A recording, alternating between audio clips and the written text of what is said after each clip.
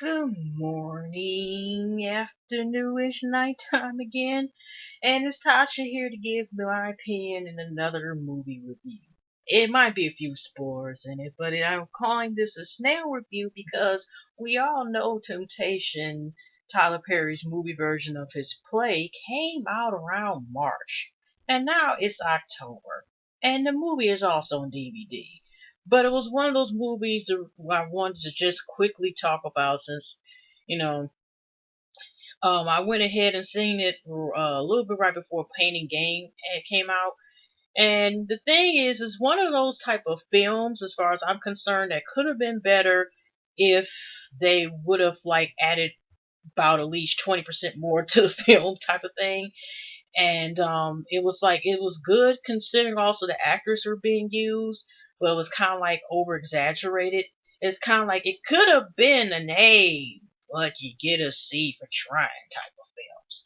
Or I like to say I'll give it a 3 out of 5 stars, you know, because of the cast, whatever, or most of the cast.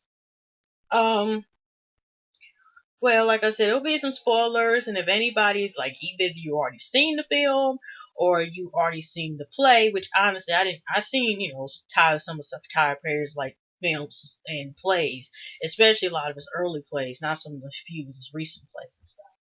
But you know, we all know how a lot of these go. And to make a long story short about the film, and a quick synopsis. Now you have the situation. You have Journey, who's playing the character. I think it's Julie, Juliet, whatever her character is, and it's showing as if who she is now. She meets with, she currently is a married counselor.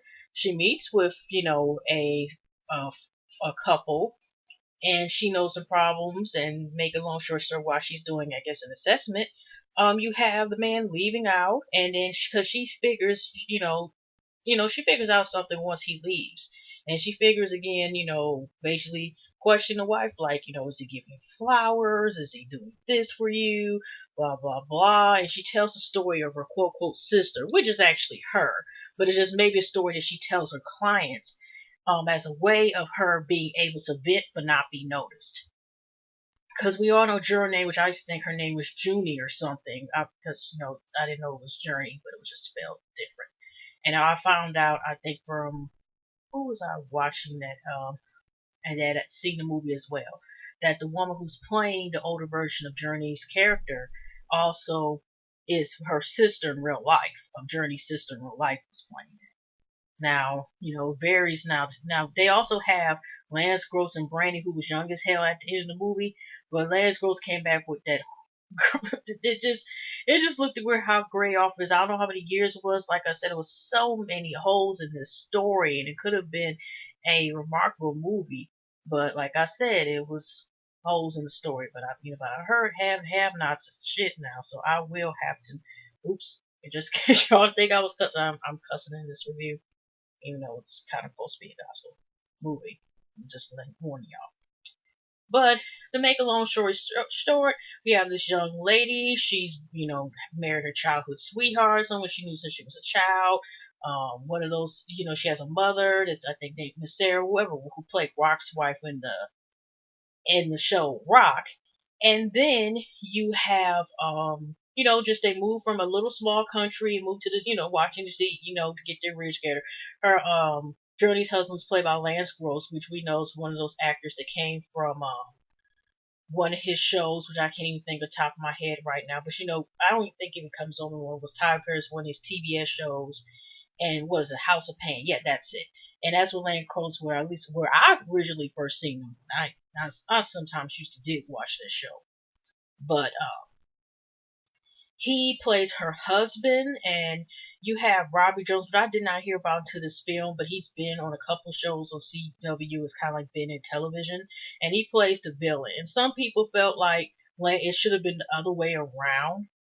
Like Lance Grove should have been Temptation and Robbie's character should have been husband. They should have switched places. And personally, to me, yeah, I could see that because Lance Gross. Me personally, I know that's just me, but I don't think Robbie's not too bad neither. But in the end, I think if the film kind of would have been written better in certain parts, then it wouldn't matter who played who. But Because even if despite if Lance was the one who would have been the temptation, it still would have turned out the same because half the damn movie was gone. This is what I'm about to get to.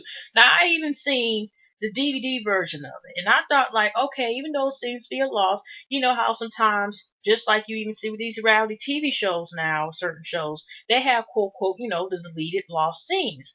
And it sometimes be stuff that kind of was either could have been used in the film, or because of, editing and time consuming things, maybe that's why they didn't put it in the film. But in most cases, they actually give more meaning to what was going on in this particular scene in the movie. So I just knew that Tyler Perry was going to have in this movie. No, if y'all seen the DVD, his bonus scenes is nothing like but a behind the scenes about New Orleans and the colors and what the fashion is. Like for example, Robbie's character, which was Harvey the Temptation, he always actually wore dark colors, and that was a meaning of that, which I didn't pay attention about him wearing these dark colors and stuff like that. Okay, I did pay attention to the part when in the middle of the movie where when he appears and he's thinking about buying into the company that Journey's character works for. He's thinking about quote quote investing in there. And when she did a test, she admits that he's arrogant, kind of has like these warning signs, arrogant, aggression type, has aggression, or he quote quote is a aggressive person, anger issues. It was stuff along the lines that was like red flags. Now, either way, you're a therapist or a marriage counselor, you're taking an assessment test that lets you know flat out already that this person had, there's warning signs about this person. But yeah, that's what it was about the clothes. They were just talking about some of the actors, including behind the scenes with certain scenes that they made sure the other person, like Joni and Harvey scenes, they were okay. I think it was like some of the quote quote violent scenes, and he, when I think they were pulling on each other something, the other person, Robbie would ask, was Journey okay? They really were, for what I gather, is a cast that got along and had association. I don't know if they're still friends, but if I know this is kind of miscellaneous news, but actually Robbie in real life goes. If y'all seen the family reunion movie, he goes. I don't know if they still do, but I think Sweet Addictions TV was the one who I think said it.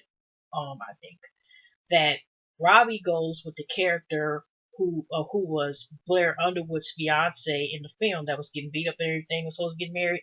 They go together. I don't know if they still do or not, but they are together. Hopefully it works out. And but yeah, but I'm just saying is, they probably might still have a connection and so forth as far as being friends and keeping in touch. Because it just seemed like based on behind the scenes, that's what just basically what their opinions were, how they seen the films, working with their coworkers type of thing, and the fashion, what was used in the film. But it was no deleted scenes. And even if they just had that, that could have like changed my mind a little bit, and it would explain point D to Z. Because that's pretty much what happened. Like you got Toolsburg, like you said, you got the usual. You have this girl, like I said, she's working for a matchmaker relationship type of association. Vanessa Williams with her fake French accent and stuff. Okay, sitting up here. Is her boss. You have Kim Kardashian, which it didn't mind me, like I said, of what her character. She just played herself with a different damn name. I look on Wikipedia, I think it was Ava, I forgot what it was. So she's basically trying to give, Journey's character pointers about how to dress and everything, how she's basically a fashion disaster. And we have a look to upkeep and so forth. And so make a long story short, she's having proper kind of like she wants her career to zoom. And I think she recently just, I don't know how long, I think it was 3 weeks. She wasn't even that long on this job. And it was just 3 weeks when she was at the job, and already she's telling her husband, who happens to be a pharmacist. But the real reality is, there's still, it still takes a while, for especially nowadays for a person to come up and, be up in their career. She already is thinking about, wanting her own office, her own clientele office and stuff for her marriage counseling. And her husband says about in 10 years. And that's the same thing also the beginning of this couple that she's kind of counseling, like, she wants, about the kid situation and everything else because of financial stuff. And they're obviously still getting on their feet. That was also one, I guess, one of the little underlining messages is about, things take time. Even just like even getting your career takes time, it takes time for a lot of things to be in the works, and sometimes takes several weeks. I don't care how years, I don't care how good you are at what you do, and whatever. And I think it was about patience. And we all knew based on what happened to Journey's character that because she didn't have patience for one thing, she got carried away for something so fast. And the reason why I say this, once Harvey comes in first, she kind of resisted on him, but he always made it seem like your husband is nothing type of attitude. She ends up going to the park one day after I think they have a meeting, because this is like fast forwarding, she's supposed to be working with him, and because she is the marriage counselor there, so to kind of basically show like why he should invest in this company and what they do. He takes a test. He kind of it's kind of like you could tell it's readable that he could tell that she was gullible. And by the way, I forgot to mention, which was kind of out of nowhere, but in a weird way it fitted in, was Brandy's character. And she's supposed to be new worker at where Lance Gross' character works at. I think, like I said, Lance Gross' character when there was Bryce. And she's a new employee, and it's a mystery about her, but she's actually trying to get away from somebody. And then they did show, like you heard the voice, like it did turn out that the person which turned out to be Harvey, which we all know Harvey is her husband, and then she's been running away from him ever since. I guess when she left him, he became abusive. He was on drugs. I don't know if he was using before or afterwards or whatever, but it was kind of like the way he came to Journey is the same way he came to Brandy in the beginning. One of those things where, in a way, he's showing you all you can miss of the greatest, everything, greatest sex, the greatest access, all these clothes, cars, and everything, and the greatest cocaine. Because remember, he's a white horse addict, okay, sniffing lines, and then got Journey's character hooked on that stuff too, okay. Well, she chose to be that way, but it was one scene the second time. Well, we about to get that in a second. Now, to make a long story short, she even follows him and one where knows where he was in the park. She sprains her ankle, and here there was another sign let you know something's wrong, but she ain't taking it that way. She's thinking it's excited because she feels like he was taking up for him. The man accidentally bumps into her, she sprains her ankle or something, and then he, here's Harvey acting like he about to jump the dude. The dude just say, I'm sorry, but it wasn't the man's fault. She ain't looking where you're going. It's just one of those type of casual things where she accidentally runs to somebody. He's actually, the man was trying to make sure he was okay. And then, Harvey, she had to calm down, but he kind of was acting aggressive towards her, this man, rather. And but she's looking like this. Oh, he stood up for me, because there was a scene that when they were leaving the restaurant, and these young men were called her a bitch, and he's sitting up here, her husband, which considering that there's 5 or 6, 7 of them, and it's just them two, and I don't know, but it may be a chance they may have some heat on them. And she was mad because her husband didn't take up for her, even though it was a group of dudes that could have attacked you and your husband. But she's not looking for that. She came from, a very religious background. Her mother's very heavily in the Bible, and the only man she ever been with this man, and she did everything quote unquote right. She waited to marriage to get to have sex and so forth, and did everything by the script. And she came, one of those situations where you let the city and you let certain stuff turn you out. I mean, this part was stuff for all we know where she wished it anyway. Because, like I said, she already was frustrated with a lot of things. And like I said, from what I gather, this was the only man that she pretty much was around was Lance Gross' character, Bryce. They never said she was around any other boys, or any boys were suiting her. They only just said him. So it's kind of like, it was like she almost got married to a certain point. I know it was supposed to be love, but it was based on her behavior, how somebody just got you a couple words and stuff like that. You didn't know them that long, but you risked everything. Meant that, you just somewhat got married just because it was the right thing to do. You know what I mean? Or figured it was the right thing to do. And so, to make a long story short, she is supposed to go on a business trip with half a million's private plane that Vanessa, Miss French Wee Wee Wee, tells her to go on, but flirt, but don't go overboard and stuff like that. Don't compromise, don't get set into that stuff. And then she has she gives into temptation. Like I said, there had already been a couple epic fails with that one incident. By the way, after the track news, Landgrove did pick her up for the house. He was trying to even then Harvey seduce her and stuff like that, but she kind of brushed him off still. But she did try to have some, I guess, some venture spicy sex based on when Harvey took the test. He was saying about why is the sex part left, and she said, you're supposed to wait for sex before you're supposed to wait for sex after marriage, and he's basically seducing her like, what? That's just some routine. I bet what about having sex on the counter, on top of the refrigerator, in the car, on top of the car, a type of just top of everywhere, okay, and spontaneous on the beach. It just really, he was just trying to see if he can break her down, and she fell for it.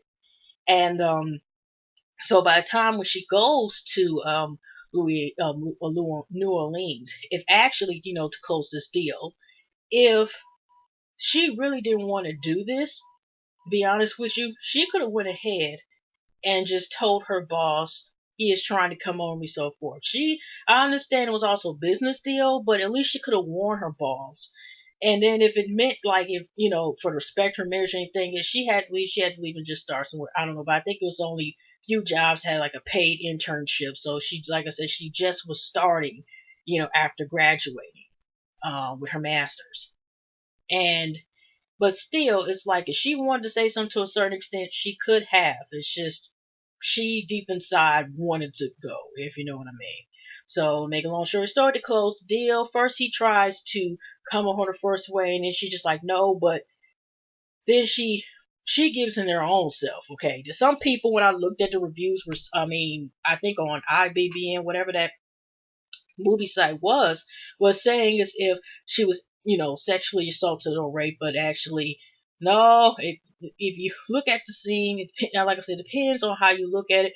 No, she gave in, she had sex, and first she somewhat regretted it, but then once she got home and she gets dropped off, the first thing she thinking about is when they're screwing on the plane. Okay. And then if I understand that it was a Tyler Perry film, but if it's supposed to be Temptations, and I understand it was PG-13, but still, there's it just the thing. I'm just saying is you didn't see much of anything. Uh, you could be covered and still so much. It just really for it to be a movie based on temptation, and it has to have to do really with the thing of giving into sex. It We only seen a blurred scene in the bathtub, and to a certain point, you know what's going on. And even when on the plane, you just see up to here. I'm just I'm just saying, consider the content of the movie. It it really kind of that some people might think it's not that bad. Not I'm saying it's important. I'm just noticing kind of some of the flaws personally to me and what I thought of the film, just based on like um it could have been the greatest to her only because of the second dude. That it was just because it was something new, just even based on that alone. Okay. So, anyways, Brandy's thinking about leaving. Lance character tells her to stay, type of thing, because after, I guess Harvey first finds her, which it could have been for what could have been for, personally to me, that I think that he originally even probably went there to find Brandy and attack her, stalk her, whatever, just this thing of keep putting her in fear. And he happened to luck up with Jonay's character. But who knows? So, make a long story short, she falls for it again. He calls her, and she goes there to meet him for sex. And then he tells her to leave the husband. She don't want to leave him, and then that's when she doesn't know what drugs are. And then, but she decides to go ahead and sniff them, even though she does not know what it is, and she know it ain't no goddamn food. And see some lines on, just naive.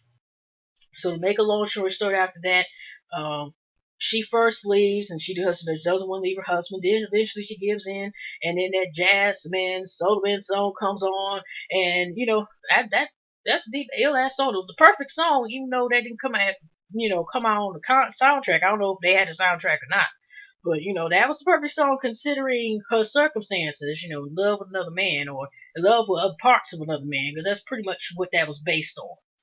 And you got Lance Gross' character being sad. He tries to get his wife, and then you got looking like hell. If hell was on earth, would be that. You see all this drugs, all these people intoxicated, doing drugs and just all out of it. And I don't know if he had her twisted to the point that she up here screwing other females and stuff. But here you got Sheriff all got two women I think laying on him, and she just sitting here like this. It was just a lot going on. And here she's telling her husband basically, you're wonderful, but this person is phenomenal, blah blah blah. And so, Lance was so mad he slammed that damn truck door window, and just, and I think it was down. Just all this glass goes up, and he left. And then he first was trying to get with Brandy, one time because he's so hurt. And Brandy was like, you're only trying to get with me just because of what happened. You're hurt. And then she tells him that about she's HIV positive. And around this time, you thinking like, uh-oh. Because when you put two and two together, and once she admits that, Harvey is her husband, and then he put two together, okay, that's the guy that my wife left me for. Like I said, they on shopping, coke sprees, and everything else. She goes to quit her job, and this is when I was going for the evening. For this part was when she goes Vanessa Williams to go, basically give her recognition, resign. Yeah, that's what I'm going to say, resign. And the Vanessa already said that Harvey told her that she was leaving already. And then you can already tell Joni's character is coked out. And she lets Vanessa Williams' character know, I know you're from here. You only been prepared for 2 weeks. And the most funniest statement out of there, bitch, get your ass out of my office. that French accent went out the window then. So, you have it where, to make a long story short again, yeah, I said this a couple times. That's one of my words. But you have it where when Lance and Melinda's character go over there, because after um there was a journey and Harvey went to go get a laptop, even though got so much money, unless she has all this valuable stuff on the laptop, I didn't understand why did she need to go there and get the laptop. Yeah. But her mother's there and they're doing another prayer for the mother's been in and out of there. And it was a prayer group. Harvey pushes her down when she's trying to get her daughter. And then even Journey, snap a little bit somewhat out of the effects of addiction that she's on. And she basically tells her, and again, which of course is another statement with Tyler Perry has a connection where she's talking about just because your mom left you at the crack house, which that's like Tyler Perry of the film and plan. It's either a crack addiction, prostitution, or I'm not trying to sit here and um, be funny with that situation, but we all know somehow 9 times out of 10 he has to bring up abuse. It's like usually 5 things that possibly he can bring up in his films and plays. Um, that I used to know. I don't know how half and half nots are. I'm just saying that's typical of one of his films in some cases. And so it snaps and goes to the scene. He beats Journey's character up, and then Randy Let's Go is going to go save him with all, but Lance beats his ass. Well, of course he's high as hell anyway. And then it jumps to present time, and then literally it jumps after that scene, and when Melinda lets Harvey know why he's knocked the hell out and stuff, and he realizes, and then it's like, yeah. You don't. This is the problem with the film. One of the worst things is because there is no jump. No. It's definitely a damn jump, but it's no filler in between the times of what happened between that time to now, and why the hell is Brandy found a youth, and they sitting here old as fuck, and he's sitting there with a young wife that I don't know how young she is in the son, and just jumped there. I can understand he was able to move on and got a life now, and probably owns. You don't know if he's still the pharmacist there, if the lady ended up giving him the shop that he owned. If he owns that shop now that he was working at, because he was working for this woman who's, I guess, was trying to be the comic relief of the film. And like I said, you kind of want to know, like, We already know they're probably going to break up, but the thing is, they could even just had in the even a couple words or something. Somebody with a Morgan Freeman voice, or James Earl Jones voice, or something about at the end because she goes to get her HIV medicine because of course Journey's character ends up with HIV. And she's going to meet her mom at church. But it could have, like I said, somebody with James Earl Jones or Morgan Freeman voice to just say what happened to Harvey, and maybe just like a paragraph or two, just read off a cue card and just say like what had happened. And that would have made it better. But yeah, like I said, I just figured it was a 3 out of 5 film, and like I said, it was underdeveloped, but it has so much potential. But yeah, as you see, I carried on and spoke what the heck I thought about it. So y'all take care until next time, and I'm done with my snail review slash spoiler. All right, y'all take care. Good night.